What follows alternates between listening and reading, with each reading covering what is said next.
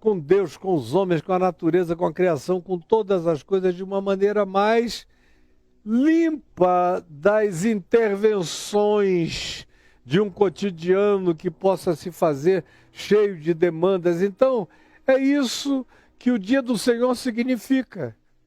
É um dia, o dia do Senhor é para o homem, como Jesus ensinou. Ele disse, falando do sábado, que o homem não foi feito para o sábado. Também o homem não foi feito para o domingo. Hoje em dia, o sábado dos cristãos é o domingo. Pelo menos quando eu nasci, o sábado dos crentes era o domingo. Eu nasci num lugar onde, no domingo, eu que era filho de uma mãe e vó presbiterianos e de um pai agnóstico, se eu não tivesse sido salvo pelo meu pai, eu teria sido provavelmente uma pessoa muito diferente. Mas graças a Deus eu fui salvo pelo meu pai. Salvo pelo meu pai. Porque foi o meu pai que rompeu as categorias sabatistas do domingo presbiteriano da minha mãe e da minha avó. Porque por elas, no domingo eu não corria, no domingo eu não fazia dever de casa, no domingo eu não estudava nem para a prova de segunda-feira. Assim que os crentes eram, quando eu nasci, há 70 anos, praticamente. E antes desses 70 anos era pior ainda. Crente não podia nem olhar para a bola, era pecado. Fazer pezinho, jogar, brincar com a habilidade, com a intimidade com ela, era pecado. Crente não tomava banho de piscina, não ia aos igarapés, não ia ao banho, como a gente chamava lá no Amazonas. O sítio era chamado de banho. Você vai ao banho domingo ou sábado?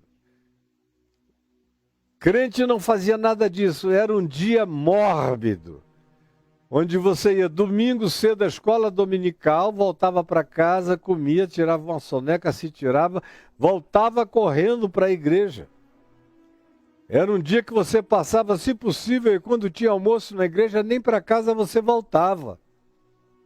Porque era um dia da religião, era o dia da dominação da congregação sobre a vida do indivíduo. E tem hoje ainda tem igrejas que são assim. No geral, caiu tudo num oposto, numa avacalhação danada para todo lado, porque nem dia de descanso se tornou, passou a ser dia de cansaço em outras atividades. Mas perdeu até o dia de uma certa serenidade reflexiva para o coração, ou de um lazer relaxante. Tem gente que vai tentar fazer isso na segunda-feira, de tão exaustivo que foi o seu domingo e o seu fim de semana, mas tanto faz, porque na realidade isso tudo foi feito para mim, não para Deus. Deus não precisa de domingo, nem de segunda, nem de dia nenhum. Deus não é Deus dessas banalidades. Quando se estabeleceu o sábado como dia de descanso, foi para o homem. Pelo amor de Deus, entendam isso, não é possível, é ruim demais. Jesus repetiu tantas vezes, porque ele não podia nem curar no sábado, que os religiosos vinham em cima dele. Tu estás curando no sábado, isso é blasfêmia. Jesus tinha que usar os exemplos mais patéticos. Você escuta, se fosse um boi de vocês, seus idiotas, que caísse num buraco, vocês não iam tirar de lá num dia só porque era sábado? Você ia deixar o bicho gemer da sexta-noite até o sábado à noite, até o domingo de manhã, porque você não podia tirar o bichinho de lá num sábado, nem uma ovelha, nem nada, nem teu filho.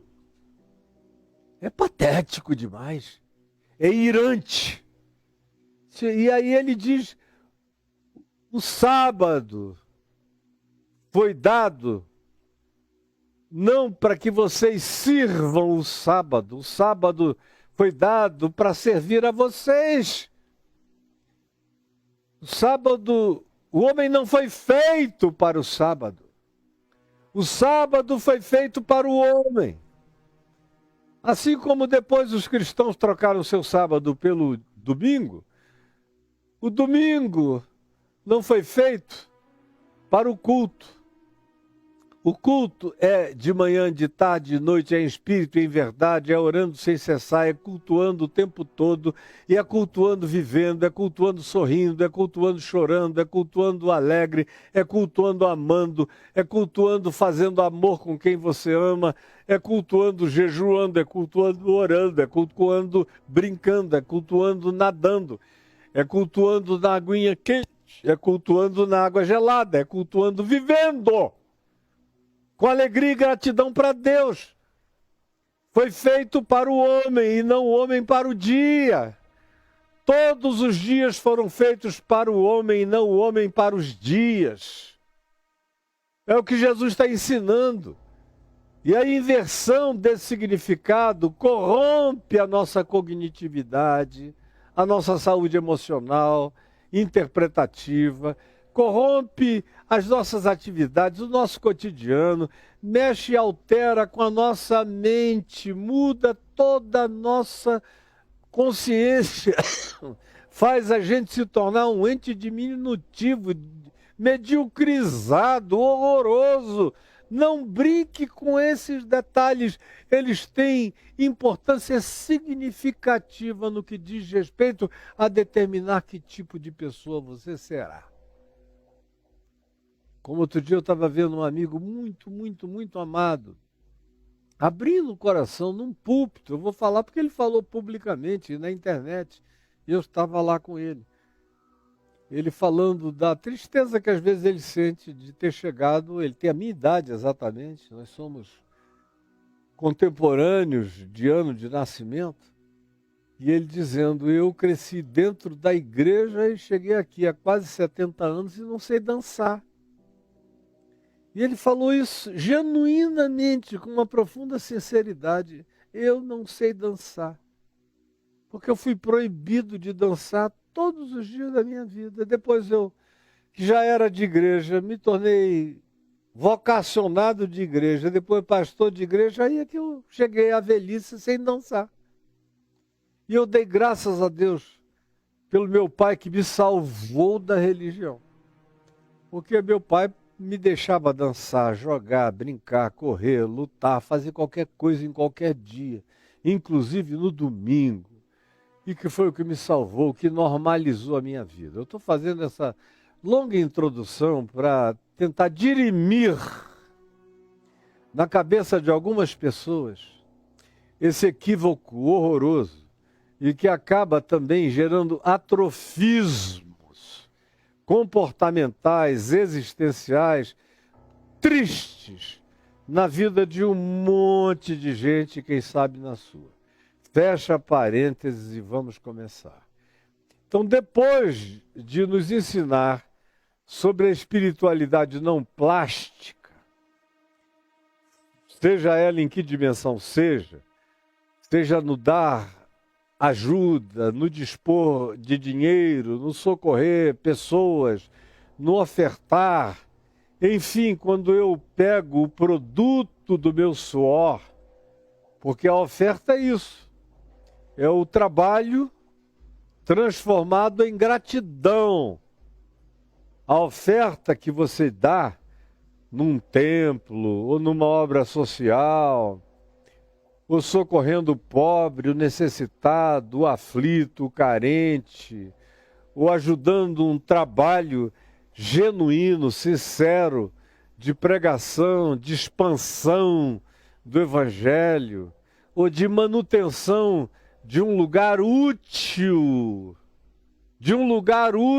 que se apelida de igreja que tenha utilidade, de práticas a serviço do próximo e não de si mesma, para enriquecer o bolso do charlatão, do mercenário, do lobo ladrão que se coloca como seu apóstolo, bispo ou pastor ou dominador, seu dominis.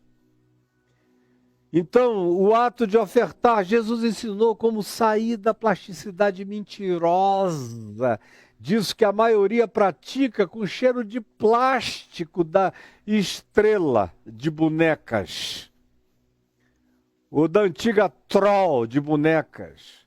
Tudo plástico, nada orgânico, nada real, nada verdadeiro. Jesus está nos salvando da artificialidade.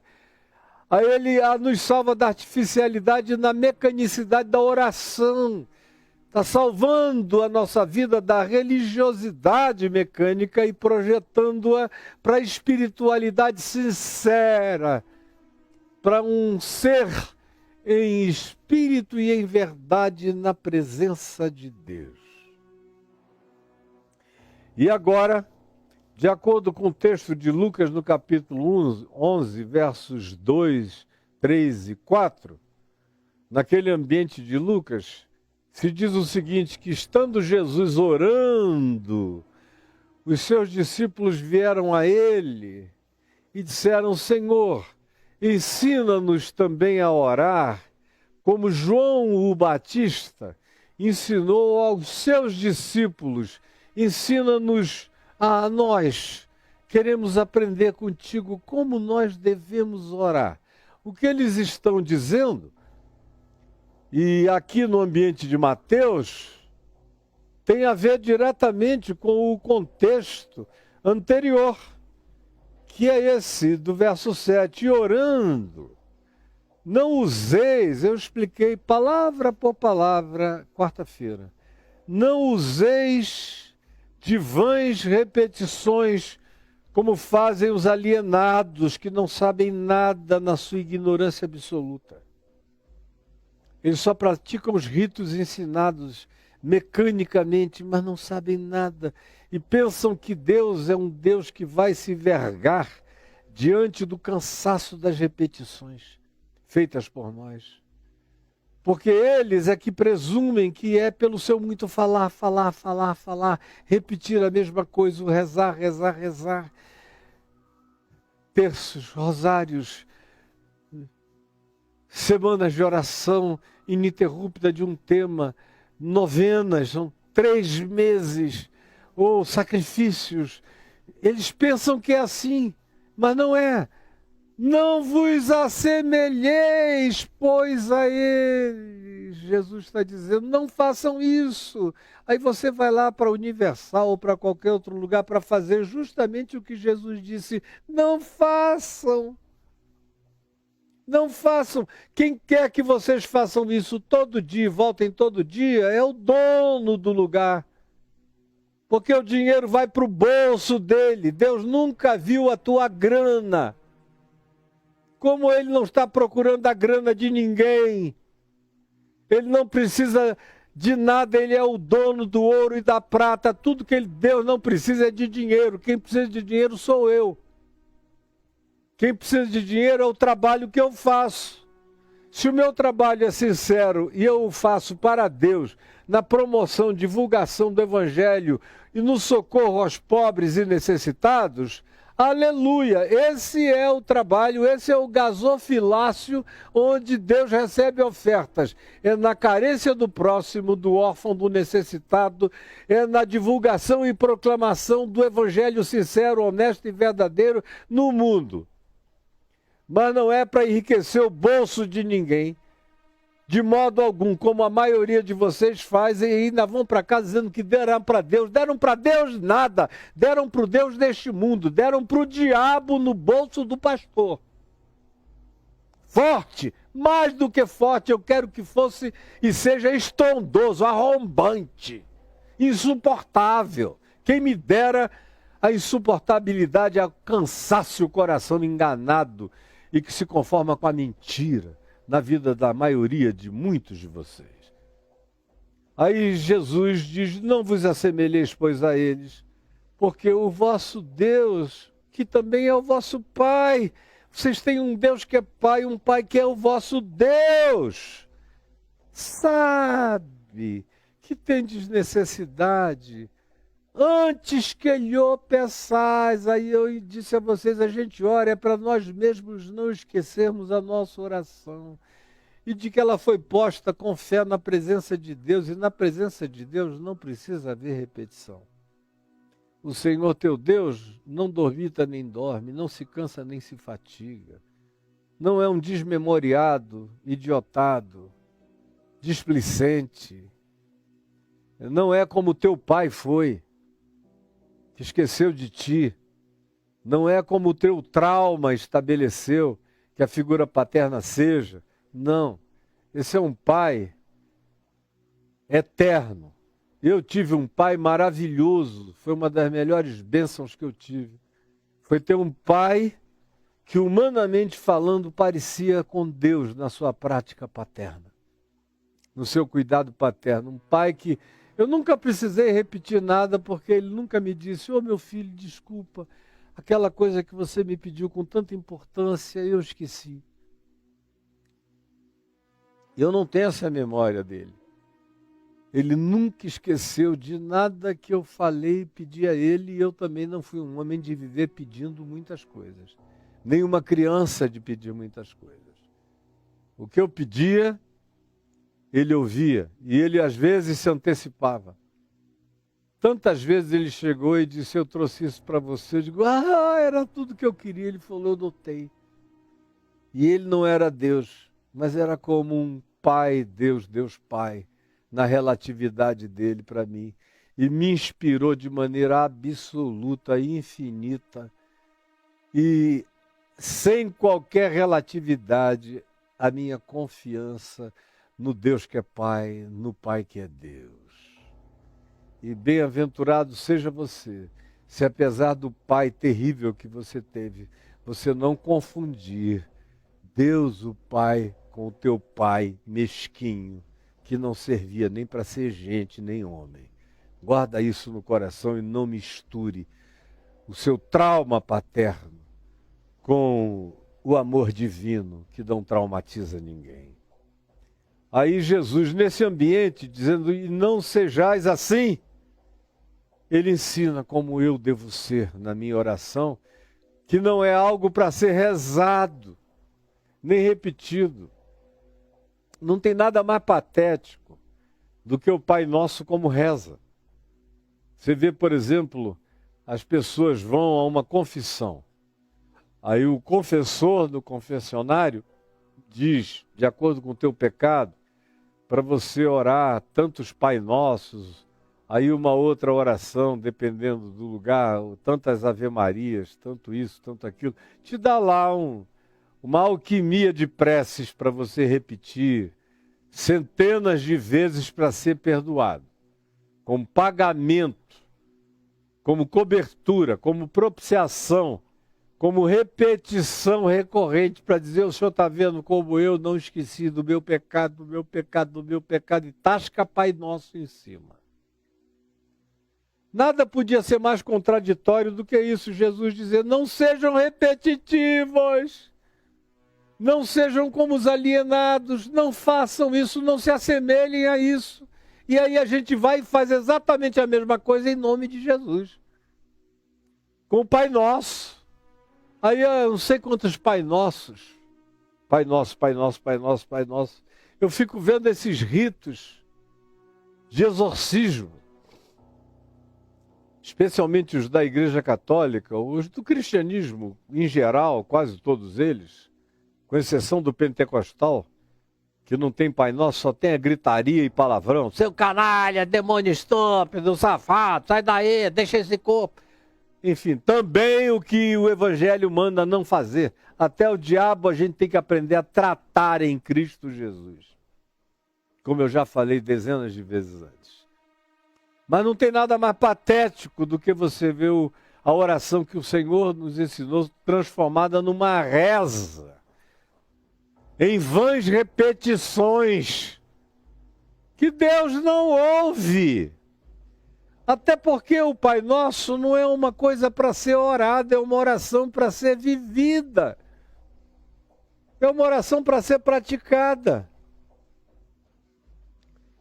Eu, às vezes, oro o Pai Nosso, assim chamado, em grupo, porque eu aprendi nas minhas práticas presbiterianas, não raramente, a terminar as nossas reuniões de culto, louvor e pregação, com a congregação orando o Pai Nosso e depois recebendo a bênção apostólica.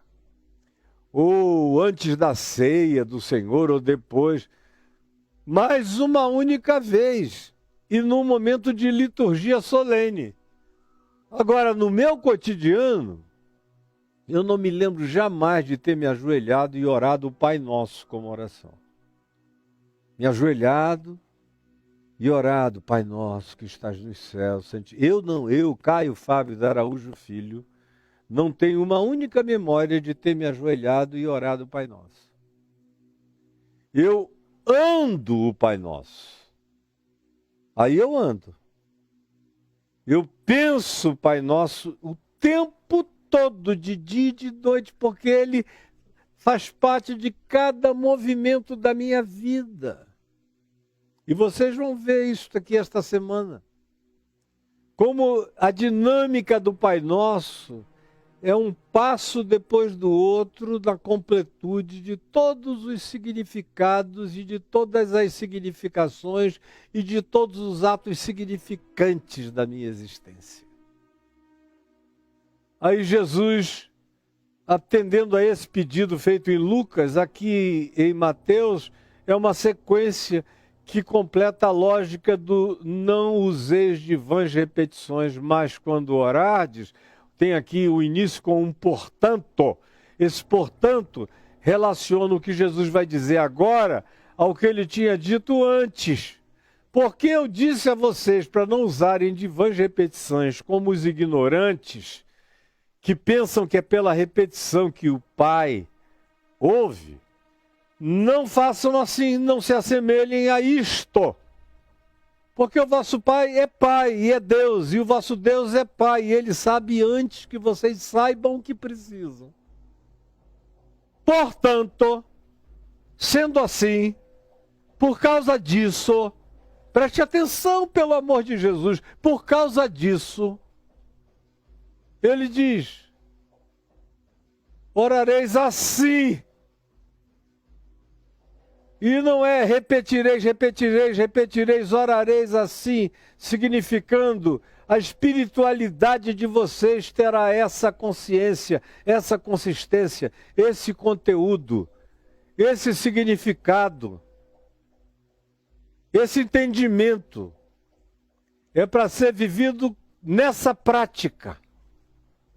Portanto, ele está ensinando uma oração para ser vivido, uma oração no caminho, uma oração do ser, uma oração do caráter, uma oração dos paradigmas do meu pensamento, uma oração da formatação e da configuração da minha mente. Essa oração de Jesus é uma espécie de no que pensar, como viver, como olhar, como interpretar, como adorar, como ser em espírito e em verdade, como praticar a verdadeira espiritualidade.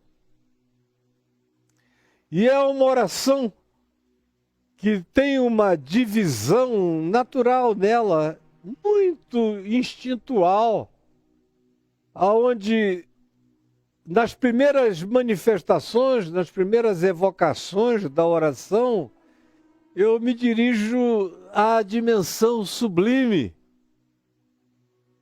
Pai, que está nos céus, a santidade de Deus, o reino de Deus, a vontade de Deus. E na segunda parte, a necessidade humana, o pão, o perdão, a misericórdia, o livramento das tentações e uma vitória contínua sobre as práticas do mal. Na primeira dimensão, na primeira parte da oração, eu expresso a minha solidariedade para com as causas sublimes de Deus na vida. O Deus nosso, Pai de todos, como Paulo disse. em quem todos somos, nos movemos, existimos e respiramos.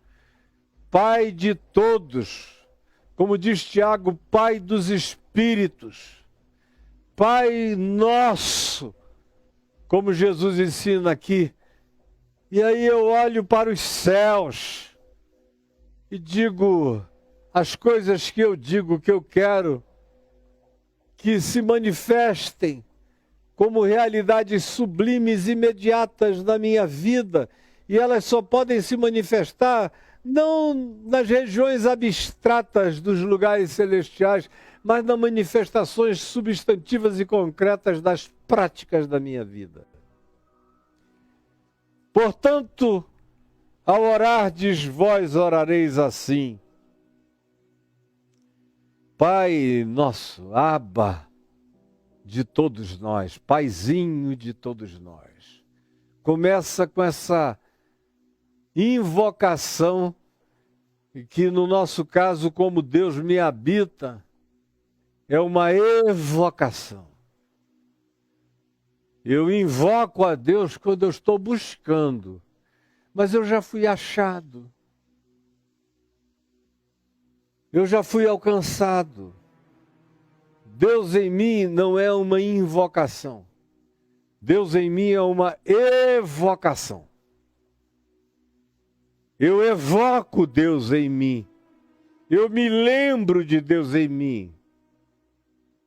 Eu retomo a minha consciência todo dia, o dia inteiro, o tempo todo, de Deus em mim. E não só em mim, em nós. Sem acepção de pessoas. Como Jesus disse, é o Abba, é o Paizinho nosso. Não é meu Pai, é Pai nosso.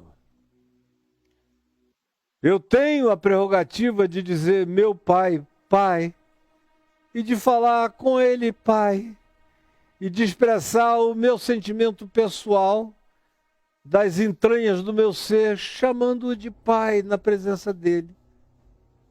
Mas essa oração que Jesus ensinou para ser uma prática formatadora do meu pensamento, do meu entendimento, dos meus sentimentos, da minha consciência, das minhas pulsões, do meu comportamento, da minha atitude, e que é o conteúdo essencial do meu caráter, essa oração não é uma repetição, ela é praticada nos passos da vida, ela é praticada no inspirar e no expirar, no inspirar e no expirar, no inspirar e no expirar. Painho de todos nós. E quando ele disse Pai de todos nós, ele não excluiu ninguém. Ele incluiu quem sabe, ele incluiu quem não sabe. Ele incluiu os discípulos e ele incluiu os ignorantes.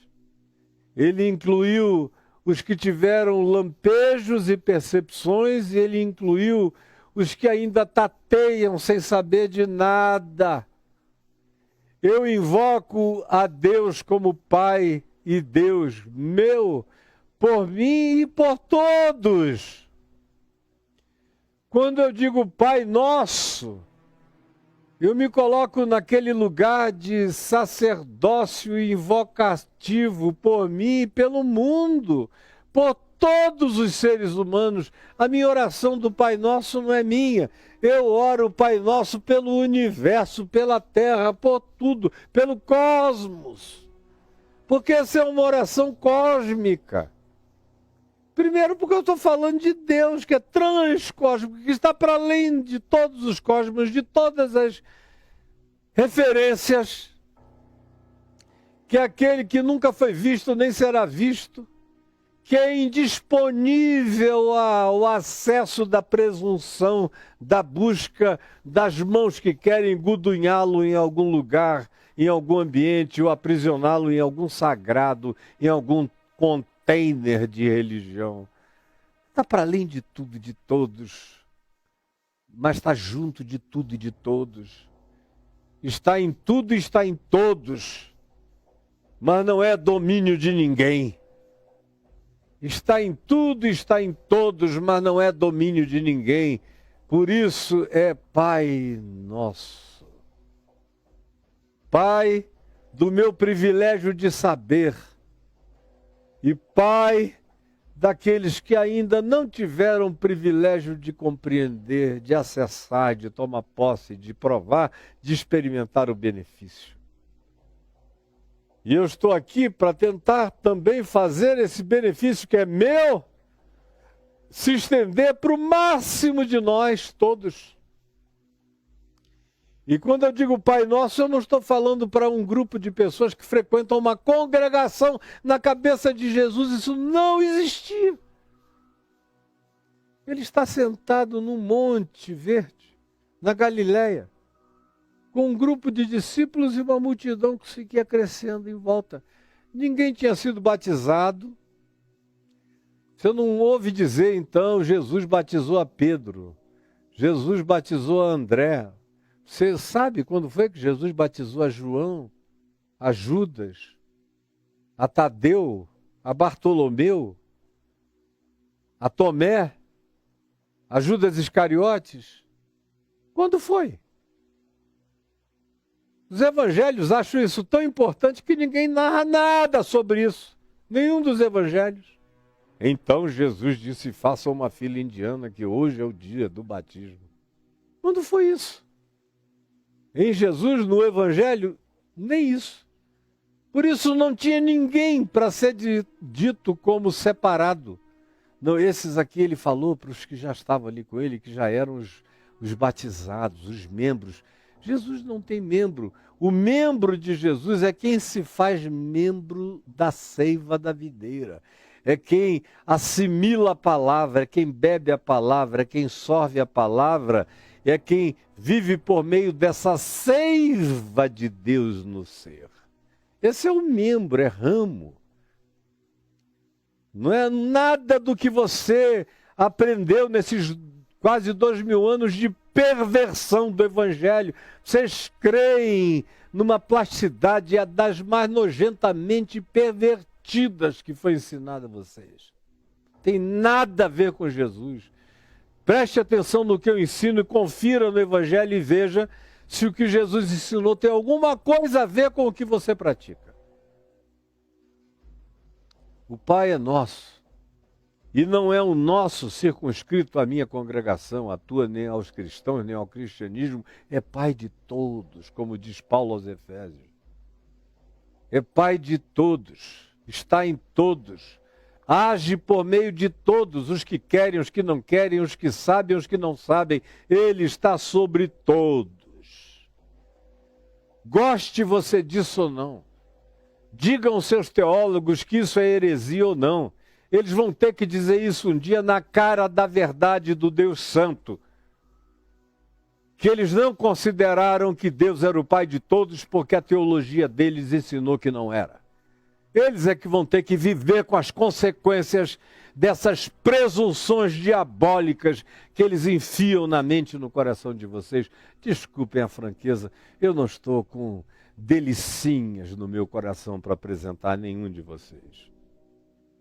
Portanto, orareis assim, Pai, Painho, de todos, do maior, do menor, do que sabe, do que não sabe, daquele que tem os alinhavos de alguma compreensão e dos alienados de tudo.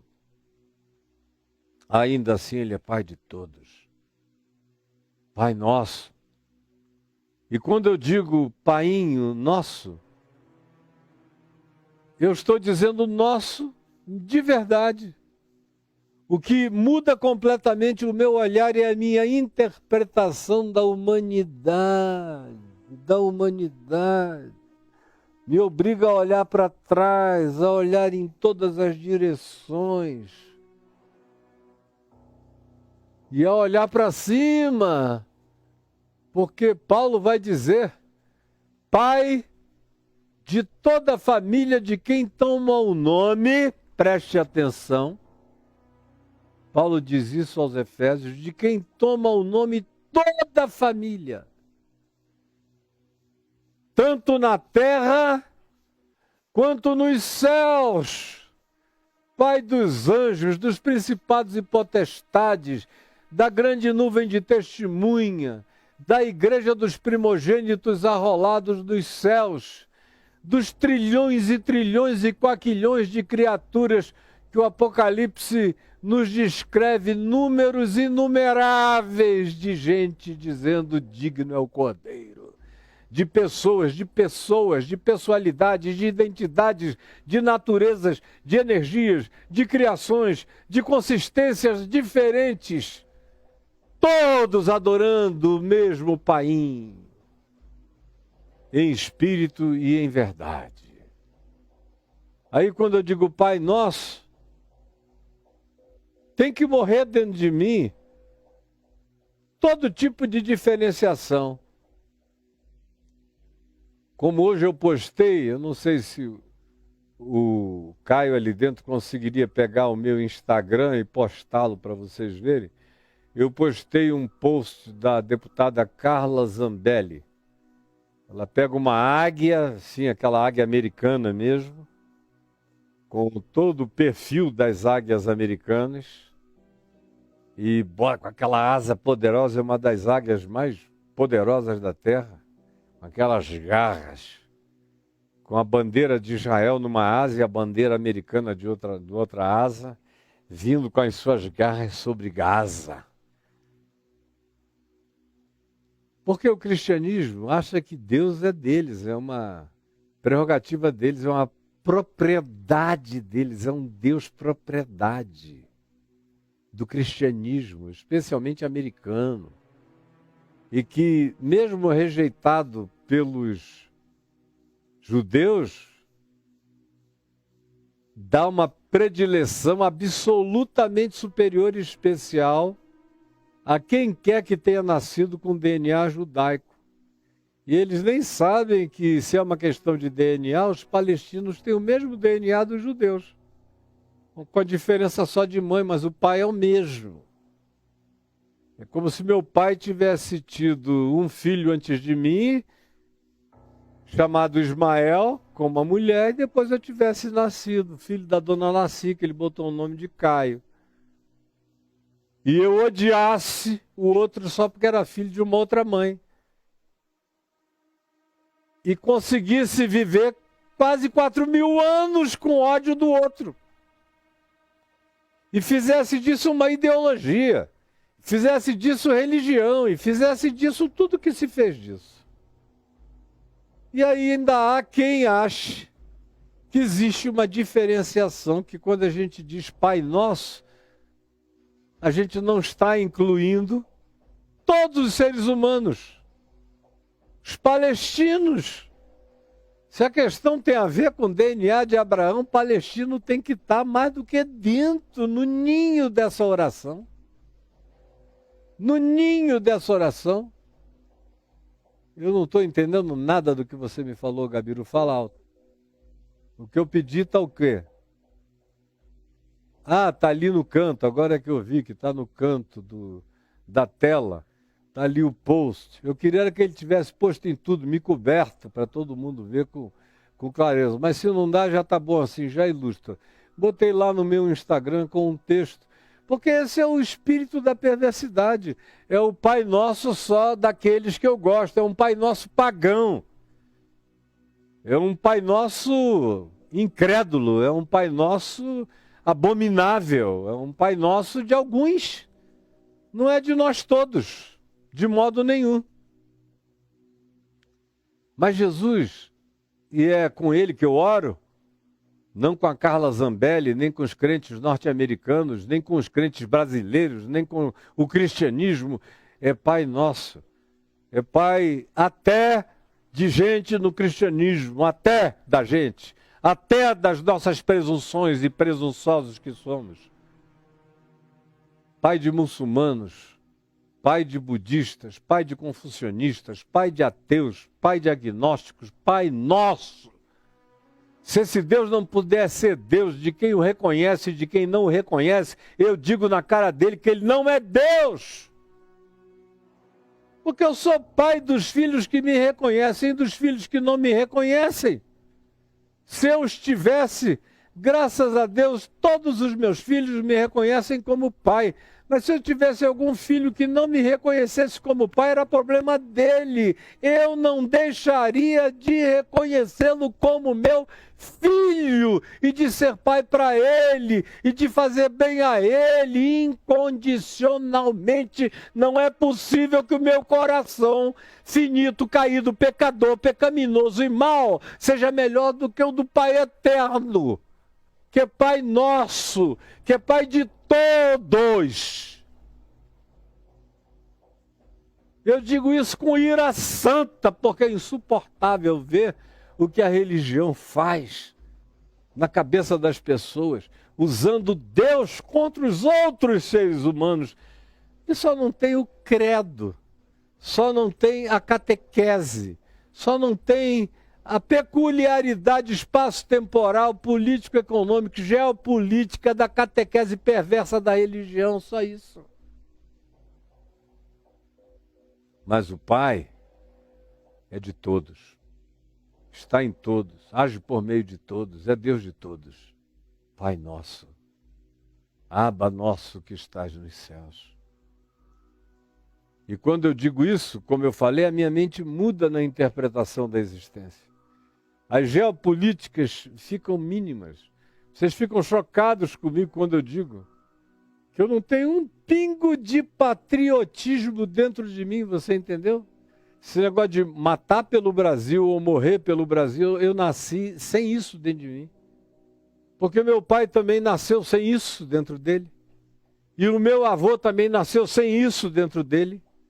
E na minha maneira de ver, qualquer pessoa humana, madura e genuinamente humana, não divide a vida com essas categorias estabelecidas por uma geopolítica estuprante.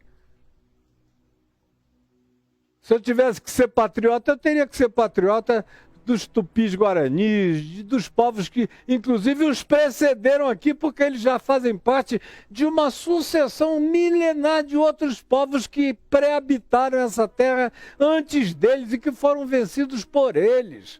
E eles vencidos por nós. E eu vou ser patriota da carne, do sangue, da cruz e da espada, só porque se chamou essa terra de Brasil e agora eu vou sair para morrer por ela? Não, eu só existo para viver pelos cidadãos dela, mas não tenho nenhum compromisso com a morte em nome dela. Nenhum compromisso com a morte não me contem entre os patriotas de nenhuma natureza, porque eu não o sou.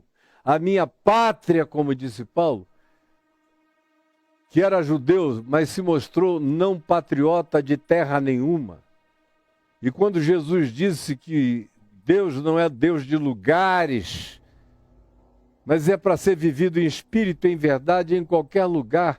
E os meus irmãos não são irmãos de DNA nem de gene, mas são irmãos de humanidade. Não são irmãos só pela proximidade, mas até irmãos na diferença.